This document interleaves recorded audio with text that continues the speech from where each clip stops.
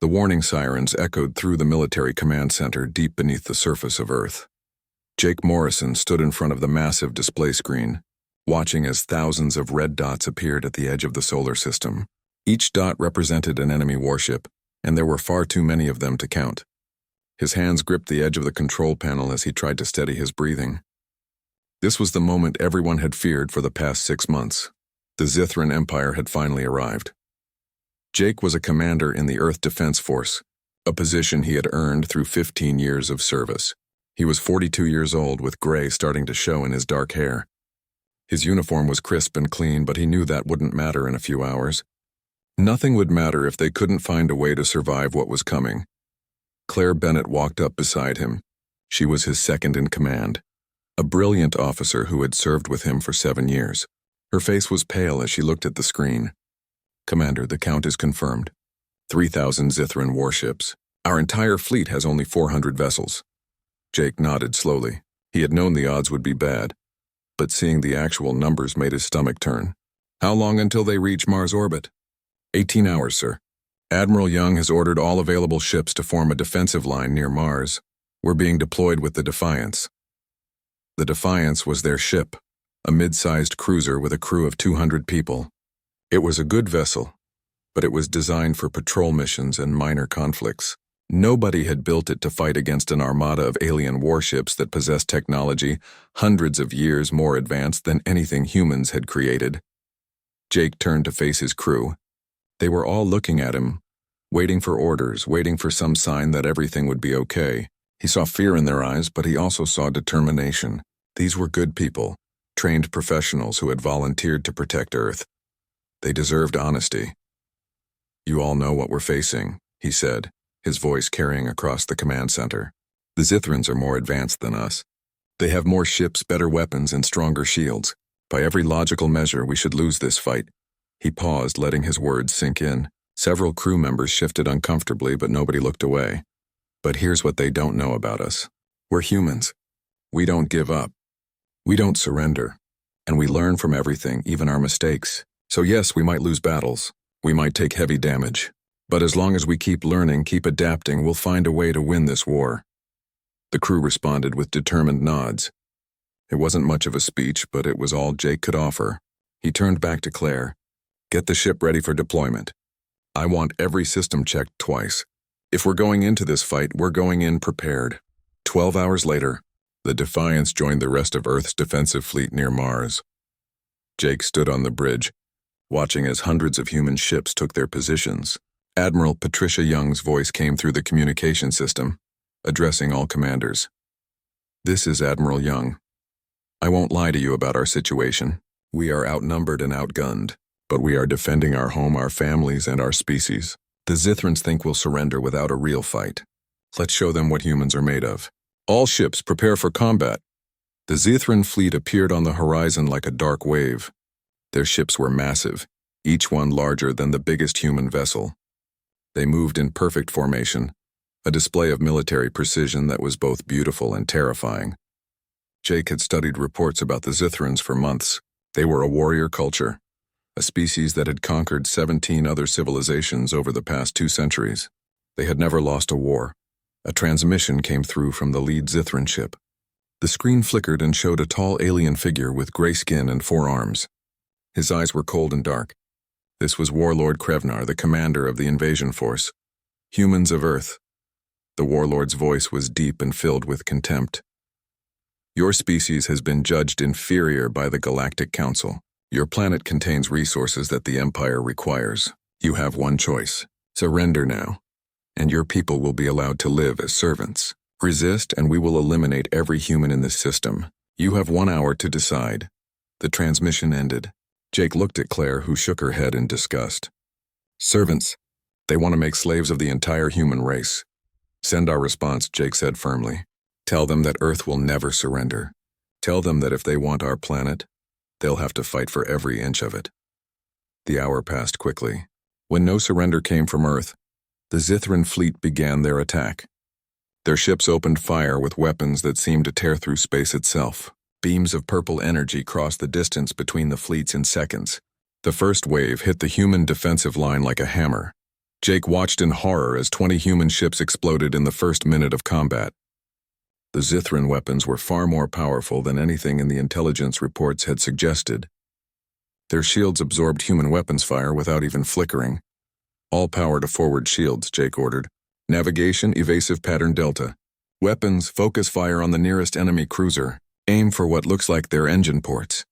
The Defiance shook as Zithran weapons impacted their shields. Warning alarms filled the bridge. The ship's system struggled to compensate for the damage. Jake held onto his chair as another blast nearly knocked him off his feet. For 2 hours, the battle raged. Human ships fought with everything they had, but it wasn't enough. The Zithrans moved through their formations like sharks through a school of fish. Their weapons never missed. Their shields never failed. It was a massacre. Claire's console exploded in a shower of sparks. She fell backward, her uniform scorched.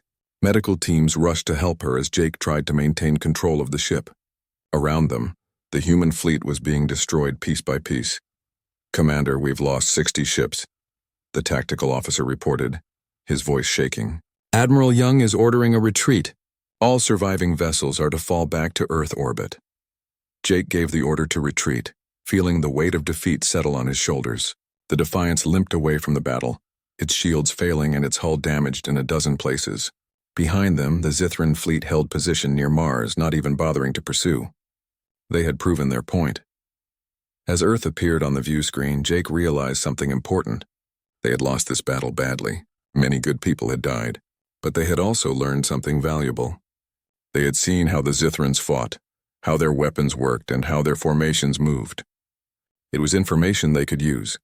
The war was just beginning, and humans had just learned their first painful lesson. The underground command bunker was filled with exhausted officers. Jake Morrison sat at a long table, his head pounding from lack of sleep. It had been 3 days since the disaster at Mars, and the weight of their defeat hung heavy in the room. Around him sat the survivors, the commanders who had managed to bring their ships back to Earth in one piece. Claire Bennett was there too, her left arm wrapped in bandages from the explosion on the bridge. She had refused to stay in the medical bay, insisting she was needed at the strategy meeting. Jake was glad she had come. He trusted her judgment more than anyone else's. Admiral Patricia Young stood at the head of the table, her face lined with exhaustion. She had lost half her fleet in a single battle, and Jake could see the toll it was taking on her, but her voice remained strong as she addressed the group. "We took a beating out there. We lost good ships and good people. The Zithrans proved they're everything we feared and worse. But this war isn't over. We need to figure out how to fight back, and we need to do it quickly." A younger commander named Kevin Walsh spoke up. He was a fighter pilot who had distinguished himself during the retreat, saving 3 damaged vessels from certain destruction. "Admiral, with respect, how are we supposed to fight back? Their technology is centuries ahead of ours. Our weapons barely scratched their shields." "That's exactly what we need to discuss," said a woman's voice from the doorway. Everyone turned to see Captain Lisa Howard entering the room. She was the head of military intelligence, a sharp-minded officer who had spent 20 years analyzing alien technology and tactics. She carried a datapad and several thick folders. Her expression was serious but not defeated. Lisa took a seat at the table and spread out her materials. "I've spent the last 72 hours analyzing every second of combat footage from the Mars battle. I've also been examining the wreckage we recovered from destroyed Zithran drones and fighters. I found something interesting." She activated a holographic display in the center of the table. It showed a replay of the battle, focusing on a group of Zithran ships. "Watch this formation carefully. See how they move in groups of 7? And notice how they always maintain the same distance from each other?" Jake leaned forward, studying the image. She was right. The Zithran ships moved in a precise geometric pattern, never deviating from their formation even when under fire. "They're predictable," Lisa continued. "Their tactics are extremely effective, but they follow a rigid doctrine. They don't improvise. They don't adapt during combat. They execute a battle plan and stick to it no matter what." Admiral Young raised an eyebrow. "And you think we can use that against them?" "I do. But we need to completely change how we fight. We need to stop trying to match them in a straight battle and start using tactics they won't expect." Jake felt a spark of hope for the first time in days. Guerrilla warfare. Hit-and-run attacks. Force them to respond to situations their doctrine doesn't cover. Exactly. Lisa said, pointing at him. We also need to upgrade our technology, and fast. That's where Danny Cooper comes in. As if on cue, a man in an engineering uniform entered the bunker. Danny Cooper was Earth's leading weapons engineer, a genius who had designed many of the systems used on human warships. He looked tired but excited as he approached the table. I've been studying the Zithran drone wreckage, Danny said without preamble. Their shield technology operates on a rotating frequency pattern. It cycles through 7 different frequencies in a specific sequence. If we can match our weapons to fire at the exact moment when their shields are transitioning between frequencies, we can punch through. How long would it take to retrofit our weapons? Admiral Young asked. 3 weeks for a complete overhaul. But I can do temporary modifications in a few days. It won't be perfect, but it will give us a better chance. Lisa pulled up another image. There's more. I've been in contact with other species that the Zithrans conquered in the past. Most of them are too afraid to help us directly, but they're willing to share information. The Zithrans have a standardized command structure. If we can identify and take out their command ships, the rest of their fleet becomes confused and disorganized. Kevin Walsh leaned back in his chair, a smile forming on his face. So we hit them with small, fast attack groups. Target their command vessels. Use modified weapons to punch through their shields. Then get out before they can respond. That's the plan, Lisa confirmed. We can't win a direct confrontation, so we don't give them one. We make them fight on our terms, not theirs. Admiral Young looked around the table, gauging the reactions of her officers. Jake could see the change in the room. The despair was fading, replaced by determination. They had a plan. It might not work, but it was better than surrendering. Make it happen, the Admiral ordered. Danny, you have authorization to use any resources you need for the weapon modifications. Lisa, keep gathering intelligence from your alien contacts. Jake, I want you to handpick a strike team. Choose our best pilots and most experienced commanders. You'll lead the first attack mission. The meeting continued for another 3 hours as they planned the details. Jake took notes, his mind racing with possibilities. They were going to take the fight back to the Zithrans, but they would do it smart this time. Every loss would teach them something. Every mistake would make them stronger. After the meeting ended, Claire walked with Jake through the corridors of the underground base. Her injured arm was clearly bothering her, but she ignored the pain. Do you really think this will work? She asked quietly. Jake considered the question carefully. I think we have a chance. The Zithrans are powerful, but they're also arrogant. They think they've already won. That gives us an advantage. And if we fail again, then we learn from it and try something else. That's what Lisa said. That really stuck with me. The Zithrans follow a rigid doctrine. They don't change their tactics. But we can. Every time they beat us, we'll study what went wrong and adjust. Eventually, we'll figure out how to beat them. Claire smiled slightly. You make it sound almost simple. It's not simple at all. A lot of people are going to die before this war is over. But I'd rather die fighting and learning than surrender without trying. Over the next 2 weeks, preparations moved forward quickly.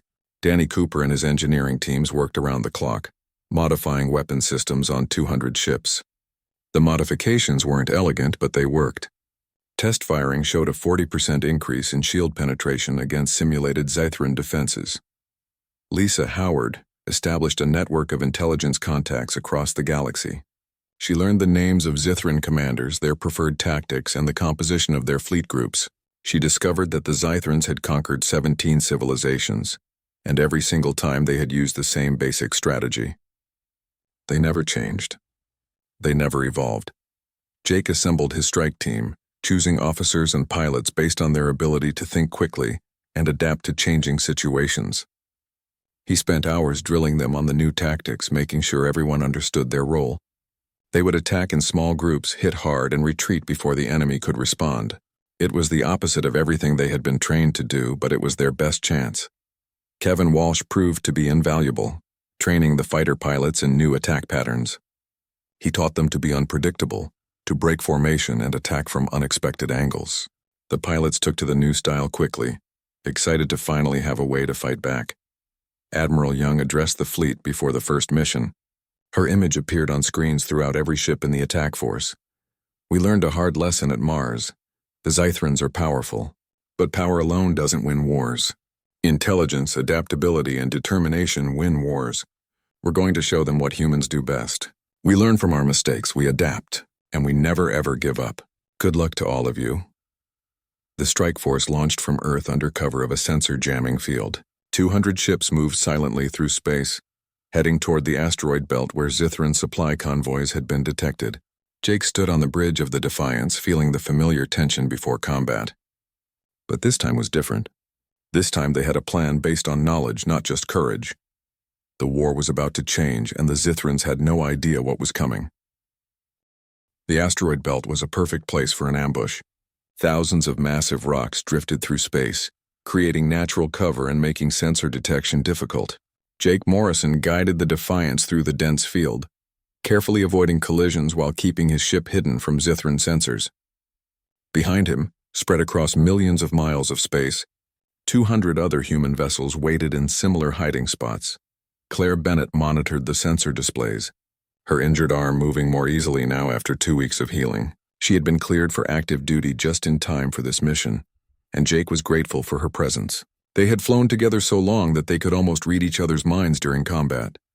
"Contact," Claire said quietly, multiple Zithran signatures emerging from hyperspace. "Range 3 million miles and closing. It's the supply convoy just like Lisa predicted." Jake felt his pulse quicken. This was their first real test of the new tactics. Everything depended on the next few hours. "Send the signal. All ships move to attack positions. Remember, we hit the command ship first, then scatter. Nobody tries to be a hero." The human fleet began moving through the asteroids like ghosts. The Zithran convoy consisted of 20 ships, 15 large cargo vessels, and 5 military escorts. One of the escorts was significantly larger than the others, covered in additional armor and communication arrays. That was the command vessel, the one coordinating the entire group. Lisa Howard's intelligence had been perfect. The convoy was exactly where she said it would be, with exactly the composition she had predicted. The Zithrans were nothing if not consistent. Kevin Walsh's voice came through the communication channel.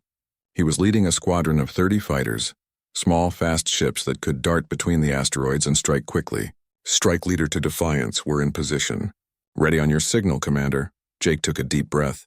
This was it. "All ships, execute attack pattern Alpha. Focus everything on that command ship. Fire at will." The asteroid belt exploded with weapons fire. Human ships emerged from hiding, their modified weapons blazing. The targeting computers, adjusted by Danny Cooper's engineers, synchronized the firing pattern to match the weak points in Zithran shield rotation. Purple energy beams and missile trails filled the space between the fleets. The Zithran command ship's shields flickered and sparked as human weapons penetrated through the rotating frequencies. It was working. The modifications were actually working. Explosions rippled across the command vessel's hull as missiles found their mark. But the Zithrans weren't defenseless. The escort ships immediately moved to protect the convoy, returning fire with devastating accuracy. A human cruiser took a direct hit and exploded. Its crew lost before they could even send a distress signal. 2 more ships reported critical damage and began retreating behind the asteroids. "Keep hitting that command ship," Jake ordered, even as the Defiance shook from enemy fire. "Navigation, get us behind that large asteroid. Use it for cover." Kevin Walsh's fighters swarmed around the Zithran escorts like angry insects. They moved in unpredictable patterns, breaking all the traditional formation rules, attacking from angles the Zithran gunners didn't anticipate. 3 fighters were destroyed, but they managed to disable the weapons array on one of the escort vessels. The Zithran command ship was taking serious damage. Its shields had failed completely and fires burned across multiple decks. Jake watched as the massive vessel began listing to one side, its engines sputtering. Then, with a brilliant flash, the command ship's reactor went critical and exploded. Immediately, the remaining Zithran ships became confused. Without the command vessel coordinating their movements, they fell back on basic defensive protocols. They formed a tight circle around the cargo vessels, exactly as Lisa had predicted they would. The rigid doctrine that made them so effective in standard combat was now a weakness. "All ships concentrate fire on the escort vessels," Jake commanded. "Take them out one at a time." The human fleet focused their weapons on a single Zithran escort. The modified weapons punched through its shields within seconds, and the ship broke apart under the combined firepower. Then they moved to the next target and the next, methodically destroying the confused enemy vessels. 20 minutes after the battle began, it was over. All 5 Zithran escort ships were destroyed, and the cargo vessels were drifting helplessly. Jake ordered boarding teams to secure the cargo ships and gather any useful technology or intelligence they could find. Claire was grinning as she reviewed the damage reports. "Commander, we did it. We actually did it. Our losses are 8 ships destroyed and 12 damaged, but we eliminated 20 enemy vessels and captured their cargo." Jake allowed himself a small smile. It felt good to finally win a battle, but he knew this was just the beginning. "Send a full report to Admiral Young. Include all combat data and sensor recordings. We need to analyze what worked and what didn't." The captured cargo proved to be incredibly valuable. The Zithran supply ships contained food, weapons, spare parts, and most importantly, technical manuals and navigation data. Lisa Howard's intelligence team spent days examining the material, learning more about Zithran technology and fleet movements. Danny Cooper was particularly excited about the weapons they captured. He spent hours disassembling Zithran energy rifles and studying their power systems. "This is incredible technology," he told Jake during a briefing. "But it's also inflexible. They've been using the same basic designs for decades. They haven't innovated or improved because they didn't need to. They were winning." Admiral Young called another strategy meeting after reviewing the results from the asteroid belt mission. Her mood was significantly better than the last time they had gathered. "Excellent work, everyone. We've proven that we can hurt them. Now we need to do it again and again until they realize they can't win this war." Lisa Howard had more intelligence to share. "I've identified 3 more supply convoys running the same route. The Zithrans still haven't changed their patterns even after losing this one. I also have information about a Zithran mining operation on one of Saturn's moons. It's lightly defended, maybe 10 ships. If we hit it, we can disrupt their resource gathering." Jake studied the tactical displays. "They still think we're beaten. They're not taking us seriously as a threat." "That's their mistake," Kevin Walsh added. "Every military force in the galaxy fights the same way, with big formations and straightforward tactics. They've never faced an enemy that uses guerrilla warfare." Admiral Young nodded. "We need to keep the pressure on. Hit them where they're weak. Avoid direct confrontations with their main fleet. Make them chase us across the solar system while we pick apart their supply lines." Over the next month, human forces launched a dozen similar attacks. They hit supply convoys, mining operations, and isolated patrol groups. Each time they used the knowledge gained from previous battles to improve their tactics. Danny Cooper continued modifying their weapons, making them more effective against Zithran shields. Lisa Howard's intelligence network expanded, providing detailed information about enemy movements. The Zithrans began to realize they had a problem.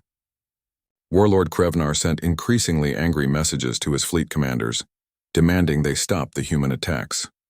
But his rigid command structure worked against him. His commanders followed the established doctrine, which didn't account for an enemy that refused to fight fair. Jake led 5 more strike missions during that month. Each one was successful, though they took losses in every engagement.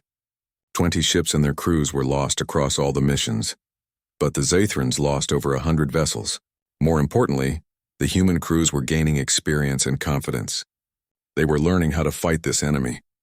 Claire was promoted to captain and given command of her own ship, the Vengeance. Jake was proud of her, though he missed having her at his side on the Defiance. She took to command naturally, leading several successful raids against Zithran positions. Nathan Price, a young communications officer on the Defiance, proved to have a talent for intercepting and decoding Zithran transmissions. He worked closely with Lisa Howard, providing real-time intelligence during battles. His information allowed human commanders to anticipate enemy movements and position their forces for maximum advantage. Dr. Amy Sullivan, a scientist who specialized in alien biology, joined the military effort. She studied captured Zithran equipment and even some biological samples from destroyed ships. Her research revealed that the Zithrans had enhanced their bodies with technology, making them stronger and faster than humans. But this enhancement also made them dependent on regular medical treatments. If those supply lines were disrupted, Zithran warriors would begin to weaken. The war was changing. What had started as a hopeless fight against an overwhelming enemy was becoming a grinding conflict of attrition. The humans were learning and adapting faster than the Zithrans could respond. Every defeat taught them something new. Every victory made them more confident. Jake stood on the bridge of the Defiance looking at the latest intelligence reports. The Zithrans were pulling ships from their forward positions to protect their supply lines. They were becoming defensive, reactive instead of proactive. It was exactly what the humans needed. "Commander," Nathan Price called out from his station. "I'm picking up, 6 months had passed since the war began, and the Zithran Empire was experiencing something it had never known in 2 centuries of conquest. Frustration. Warlord Krevenar stood in the command center of his flagship, staring at the tactical displays with growing anger.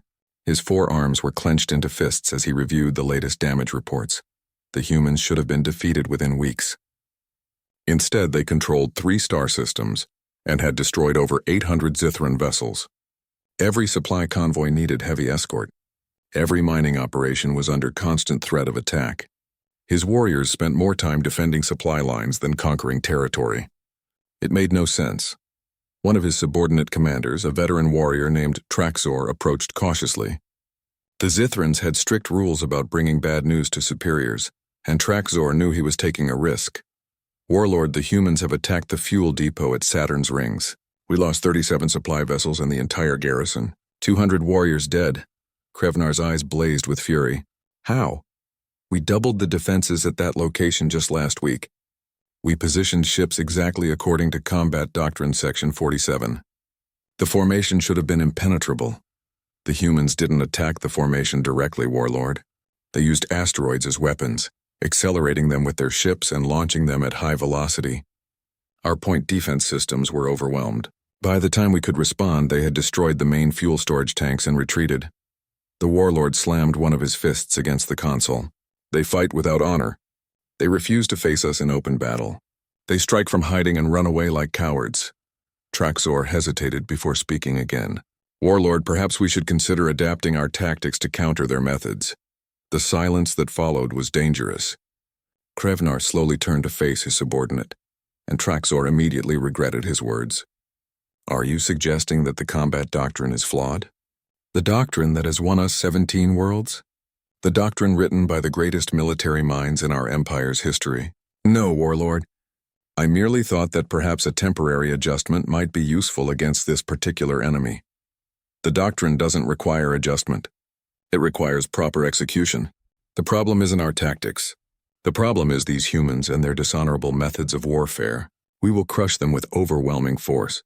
Gather the entire fleet. We will attack Earth directly and end this war once and for all." Back on Earth, Admiral Patricia Young reviewed the intelligence reports with satisfaction. The Zithrans were finally doing exactly what she hoped they would. Their frustration was making them predictable, and predictable enemies could be defeated. Lisa Howard entered the Admiral's office carrying a data pad filled with intercepted communications. "Admiral, Nathan Price has been monitoring Zithran command channels. They're planning something big. It looks like they're consolidating their entire fleet for a major offensive. Against Earth? Most likely. Warlord Krevnar is tired of our hit-and-run tactics. He wants to force a decisive battle." Admiral Young smiled grimly. "Then we'll give him one. But on our terms, not his. Get me Jake Morrison and the other senior commanders. It's time for Operation Comeback." Operation Comeback had been in planning for 3 months. It was risky, possibly suicidal, but it was humanity's best chance to end the war. Jake Morrison, Claire Bennett, Kevin Walsh, and every other experienced commander had contributed to the plan. It used every lesson they had learned from 6 months of warfare, every piece of intelligence Lisa Howard had gathered, and every technological advantage Danny Cooper had developed. The plan called for the human fleet to meet the Zithrans near Jupiter's moons. The location was crucial. Jupiter's massive radiation belts would interfere with Zithran sensors and shields, but Danny Cooper had modified human ships to operate in those conditions. It would level the playing field, making technology less important than tactics and adaptability. Jake stood in the briefing room, addressing his crew one final time before the battle. The Defiance had survived dozens of combat missions, but this would be the biggest test yet. 200 human ships would face a Zithran armada of over 1,000 vessels. The odds were still against them, but they were much better than they had been 6 months ago. "We've learned a lot about the Zithrans," Jake told his crew.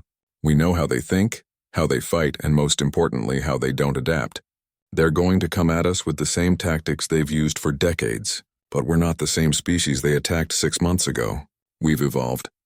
We've learned, and today we're going to show them what that means. Claire's voice came through the communication channel from the Vengeance. Jake, all ships report ready. Formation is set.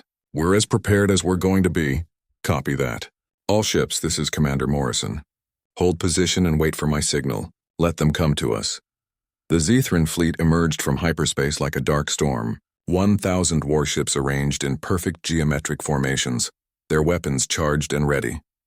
They expected to steamroll through the human defenses and end the war in a single decisive battle. Warlord Krevnar was confident that overwhelming force would finally break these stubborn primitives. Admiral Young gave the order, and the human fleet retreated into Jupiter's radiation belts. The Zithrans followed, eager to finish the fight. As they entered the intense radiation field, their systems began to malfunction. Shields flickered. Sensors showed ghost images. Communication between ships became difficult. The Zithran formation began to spread out, ships losing their precise positioning as they struggled with the interference. This was exactly what the humans had been waiting for. All ships, attack pattern Omega, Jake commanded. Break into small groups and hit them from every angle. Don't give them time to reform their lines. The human fleet scattered into dozens of independent attack groups. Each group consisted of 5 to 10 ships working together, coordinating their movements without relying on central command. They had practiced this formation for months, learning to operate independently while still supporting each other.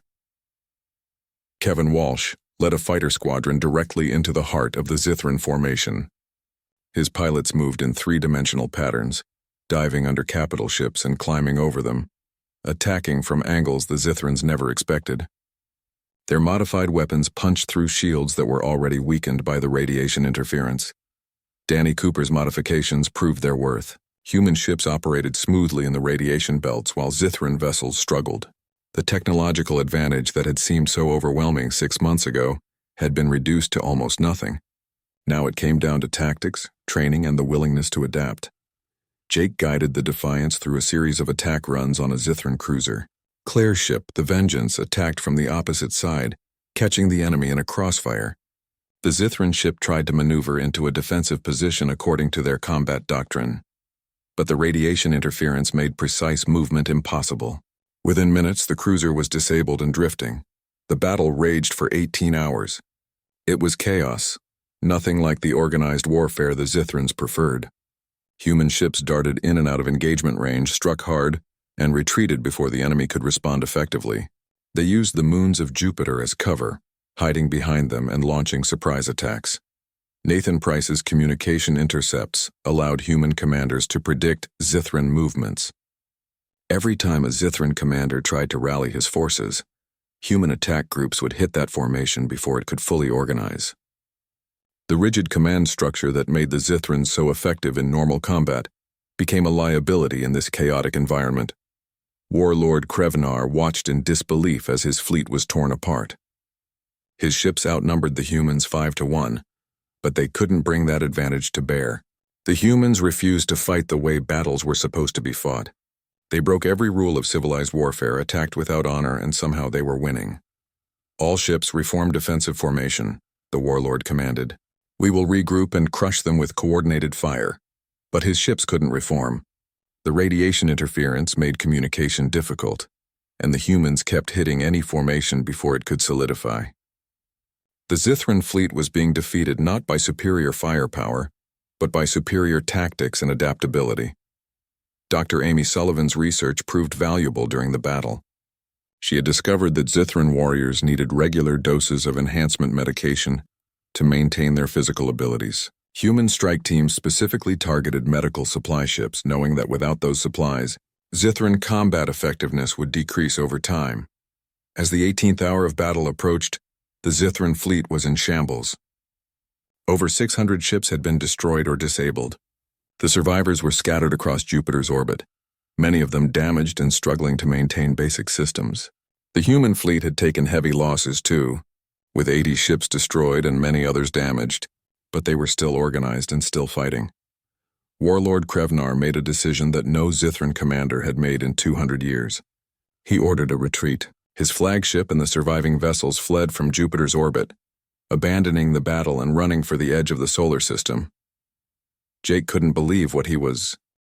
The Galactic Council chamber was a massive structure that floated in neutral space, far from any star system. It was built by the oldest and most advanced civilizations in the galaxy, a place where thousands of species gathered to discuss matters of importance. The chamber had witnessed the rise and fall of empires, the negotiation of treaties, and the declaration of wars. But it had rarely seen anything like what was happening today. Representatives from 300 different species filled the observation galleries, all of them wanting to witness this historic moment. At the center of the chamber, 3 figures stood before the council. Warlord Krevnar of the Zithran Empire, his forearms held stiffly at his sides, his face a mask of barely controlled rage. Beside him, 2 human representatives, Admiral Patricia Young and Commander Jake Morrison. The council leader, an ancient being from a species called the Orlathi, spoke in a voice that echoed through the chamber. "We are here to address the conflict between the Zithran Empire and the human species of Earth. Warlord Krevnar, you launched this war claiming that humanity was inferior and that their planet contained resources your empire required. What is your position now?" Krevnar's voice was bitter. "The war has reached a stalemate. The humans have proven to be more difficult opponents than anticipated. The Zithran Empire is willing to negotiate a ceasefire." A murmur ran through the observation galleries. The Zithrans had never before agreed to negotiate with an enemy. They either conquered or were conquered. This was unprecedented. The council leader turned to Admiral Young. "And what is Earth's position?" Admiral Young stepped forward, her uniform crisp and clean despite the long journey to reach the council chamber. "The war started because the Zithrans believed they could take whatever they wanted from us. They believed we were weak. They were wrong. Earth will accept a ceasefire, but only if the Zithran Empire agrees to several conditions. State your conditions." First, the Zithran Empire must withdraw all military forces from human territory and agree never to attack Earth again. Second, they must pay reparations for the damage they caused and the lives they took. Third, they must acknowledge publicly that humanity defeated them in fair combat. The observation galleries erupted in shocked conversation. Krevnar's face turned darker. "Those terms are unacceptable. The Empire does not pay reparations to anyone. We do not admit defeat." Jake Morrison spoke for the first time. "Then the war continues, and you know how that will end. Every battle teaches us more about how to fight you. Every engagement makes us stronger. Can you say the same? Your combat doctrine hasn't changed in decades. You can't adapt. You can't evolve. Eventually we'll push you out of this entire sector of space." The council chamber fell silent. Everyone knew the human was right. The Zithrans were powerful, but they were also rigid and inflexible. The humans had demonstrated something that shocked the entire galaxy. They had the ability to turn every defeat into a lesson, every loss into an opportunity to improve. The council leader spoke again. "Warlord Krevnar, the council has reviewed the combat reports from this conflict. The humans have defeated your forces repeatedly despite being outnumbered and technologically inferior. Their request for acknowledgement is not unreasonable. In fact, by the rules of the Galactic Council, they have earned the right to demand it." Krevnar was silent for a long moment. Finally, he spoke through clenched teeth. "The Zithran Empire acknowledges that humanity successfully defended their territory against our forces. We agree to withdraw and pay limited reparations. And you agree never to attack Earth again?" "We agree," the council leader nodded. "Then let it be recorded.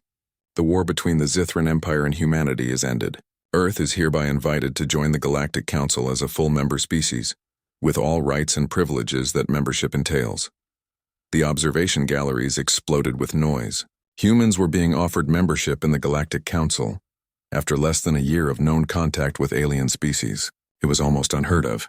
Most species took decades or even centuries to earn that honor. Admiral Young bowed her head respectfully to the council. "On behalf of humanity, we accept this honor. We hope to contribute positively to the galactic community." 2 weeks later, Jake Morrison stood on the bridge of the Defiance one last time. The ship was being decommissioned after 9 months of hard combat. It had earned its rest. He ran his hand along the console, remembering all the battles they had fought, all the crew members who hadn't made it home. Claire Bennett walked onto the bridge, her captain's uniform pristine. She was being promoted again, this time to Admiral, and would be taking over Admiral Young's position. Patricia Young was retiring after 40 years of service, her final act being the successful conclusion of the war. "They're ready for you downstairs," Claire said. "The ceremony starts in 20 minutes. Jake nodded. He was receiving the Star of Earth, the highest military honor humanity could bestow. Kevin Walsh, Danny Cooper, Lisa Howard, Nathan Price, and Amy Sullivan were all receiving the same award. They had earned it through blood, sweat, and determination. "I was just thinking about how this all started," Jake said. 9 months ago, we were staring at 3,000 enemy ships and thinking we were all going to die." Claire smiled. "And now we're heroes. Funny how things work out when you refuse to give up." It wasn't about not giving up. It was about learning. Every time they beat us, we studied what went wrong and fixed it. Every time we lost people, we made sure their sacrifice taught us something. That's what made the difference. The Zithrans couldn't understand that. They thought warfare was about following the perfect strategy. They didn't realize that there is no perfect strategy, only the ability to adapt to changing circumstances. They left the bridge together, heading down to the ceremony. The main hangar bay had been converted into an assembly area. Thousands of military personnel stood in formation, representatives from every ship that had fought in the war. News cameras from Earth and a dozen alien worlds recorded everything. Admiral Young presented the medals personally. When she pinned the Star of Earth to Jake's uniform, she leaned in close. "You did good, Commander. You showed the galaxy what humans are capable of when we're pushed. I'm proud of you." The ceremony concluded with speeches from various dignitaries. The President of Earth spoke about humanity's bright future. The Galactic Council representative talked about how impressed they were with human resilience. But the speech that mattered most to Jake came from an unexpected source. A holographic projection appeared in the center of the hangar bay. It was a representative from one of the species that the Zithrans had conquered decades ago. She was humanoid but with blue skin and large eyes. Her voice carried genuine emotion. "My people were defeated by the Zithrans 30 years ago. We lost our freedom, our dignity, and our hope. We watched as humanity faced the same enemy, and we expected the same result. But you didn't give up. You didn't surrender. You showed us that it's possible to resist overwhelming power through intelligence and determination. Because of your victory, the Zithrans have agreed to review their treatment of conquered species. You've given hope to millions of beings across the galaxy. Thank you."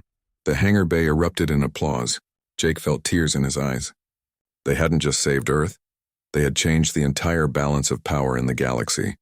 The celebration continued for hours, but Jake eventually slipped away to find some quiet. He ended up in the observation deck, looking out at Earth through the large windows. The planet was beautiful, blue and green and white, completely unaware of how close it had come to destruction. Lisa Howard found him there.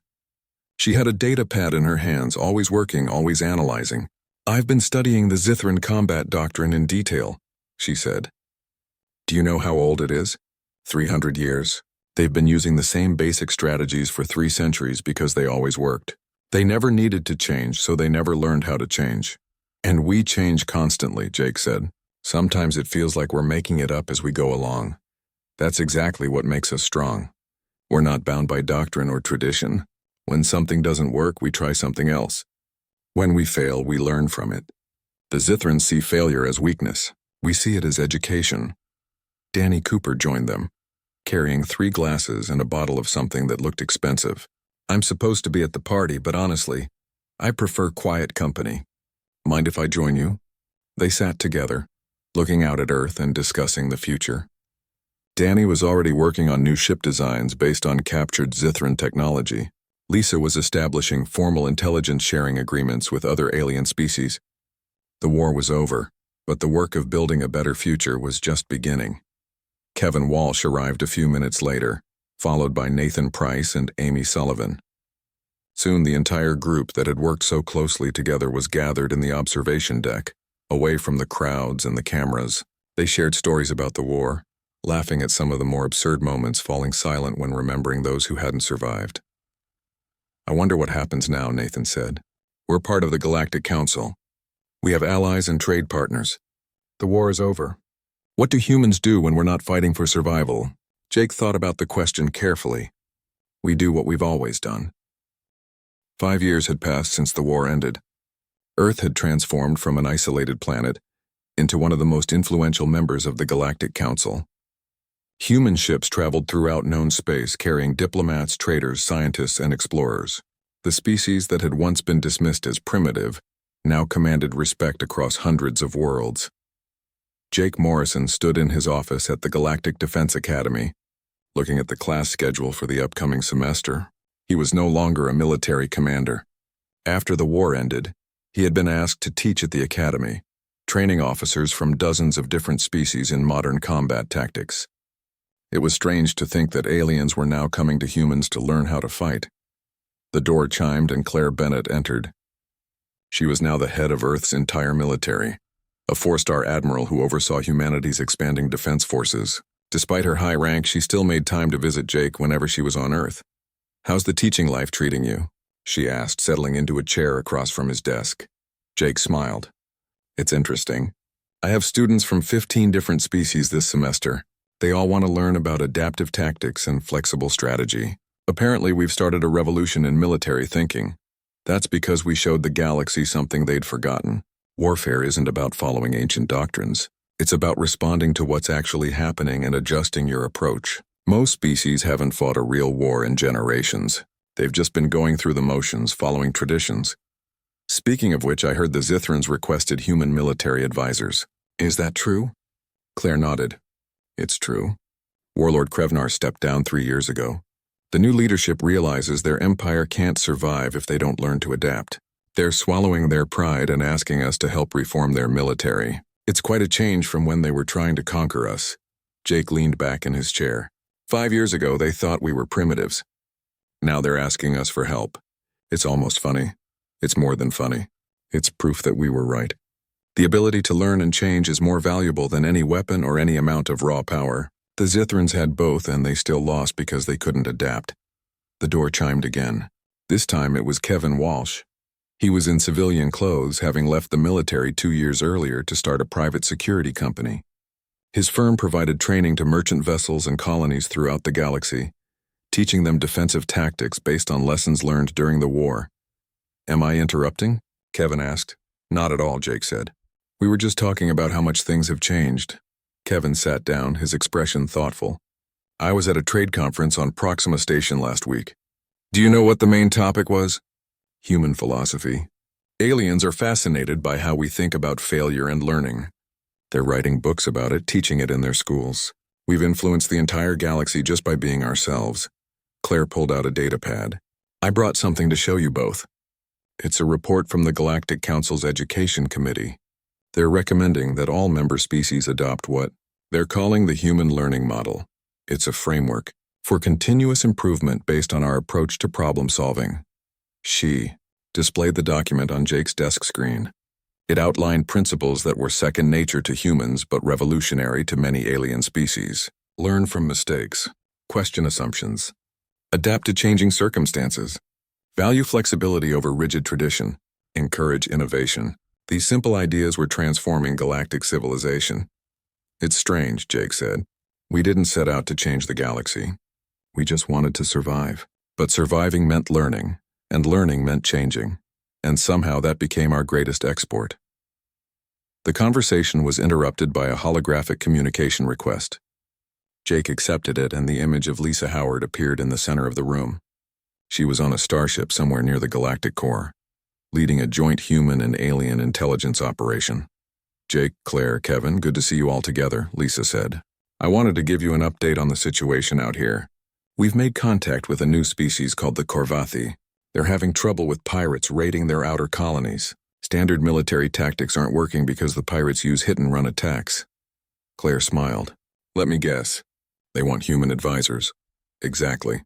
They specifically asked for officers trained in adaptive warfare. I recommended some of your former students, Jake. They're young, but they understand the principles." Jake felt a surge of pride. His students were going out into the galaxy and making a difference. "Send me their names and I'll reach out to them. Make sure they understand this is a teaching mission, not just a military operation. They need to help the Korvathi learn how to solve their own problems." "Understood. By the way, Danny Cooper says hello. He's here with me, working on some kind of new sensor technology with Korvathi engineers. Apparently they have some innovative ideas and he's helping them develop practical applications. After the call ended, the three old friends sat in comfortable silence for a moment. Then Kevin spoke up. Do you ever think about how close we came to losing? If we hadn't figured out how to adapt, Earth would be a Zithran colony right now. I think about it all the time, Jake admitted. But we did figure it out. That's what matters. We looked at our defeats, learned from them, and changed our approach. That's the human way. Claire stood up, preparing to leave for her next meeting. I have to get going, but there's one more thing I wanted to mention. The Galactic Council is planning a memorial for all the wars that have been fought in the past 1,000 years.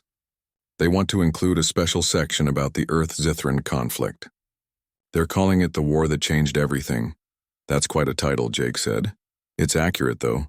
Our war showed the galaxy that technology and numbers aren't everything. It showed them that the ability to learn and adapt can overcome any advantage. 20 species have reformed their militaries based on our example. Trade and diplomacy have increased because people are more willing to try new approaches. Even science and technology are advancing faster because researchers are questioning old assumptions. After Claire and Kevin left, Jake sat alone in his office. He pulled up old combat footage from the war, something he did occasionally when he needed to remember important lessons. He watched the Battle of Mars, where humanity had been so badly defeated. Then he watched later battles where they had turned things around through careful analysis and adaptation. His current class consisted of 40 students from various species. Some of them came from civilizations thousands of years older than humanity, yet they sat in his classroom, eager to learn how humans thought about warfare and problem-solving. It was humbling and surreal. The next day, Jake stood in front of his class. Today, we're going to discuss the most important battle of the Earth-Zithran War. Can anyone tell me which battle that was? A student from a reptilian species raised her hand. The Battle of Jupiter, where humanity defeated the main Zithran fleet. That's a good answer, but it's wrong. The most important battle was the Battle of Mars, where we lost badly. That battle taught us more than any victory. We learned how the Zithrans fought. We identified their weaknesses. We realized that we needed to completely change our approach. Without that defeat, we never would have won the war. The students looked confused. Jake continued. Most species see defeat as failure, but humans see defeat as education. Every time we lose, we ask ourselves what went wrong and how we can do better next time. That's why we gave this course the title we did. It's not called winning battles. It's called learning from loss. A young officer from a feline species spoke up. But Commander Morrison, what if you keep losing? What if you learn from your mistakes but still can't win? Jake smiled. Then you haven't learned the right lessons yet. You keep analyzing, keep adapting, keep changing your approach until something works. The key is never giving up and never stopping the learning process. The Zithrans gave up on learning centuries ago. They thought they had perfected warfare. That's why they lost to us, a species they considered primitive. He spent the next 2 hours walking his students through specific battles, showing them how human forces had adapted after each engagement. He explained how Danny Cooper had modified weapons systems, how Lisa Howard had built intelligence networks, how pilots like Kevin Walsh had developed new attack patterns. Each adaptation had been a response to a previous failure. After class, several students stayed behind to ask questions. They wanted to understand not just the tactics but the philosophy behind them. How did humans develop such a strong culture of learning? Why weren't they afraid to admit mistakes? How did they encourage innovation while maintaining discipline? Jake answered as best he could, but he realized that some things were hard to explain. The human approach to learning seemed natural to him, but it was genuinely revolutionary to species that had spent millennia following rigid traditions. That evening, Jake attended a ceremony at the Galactic Council headquarters. They were unveiling the memorial Claire had mentioned, a massive structure that commemorated all the major conflicts in galactic history. The section dedicated to the Earth-Zithran War was prominently displayed.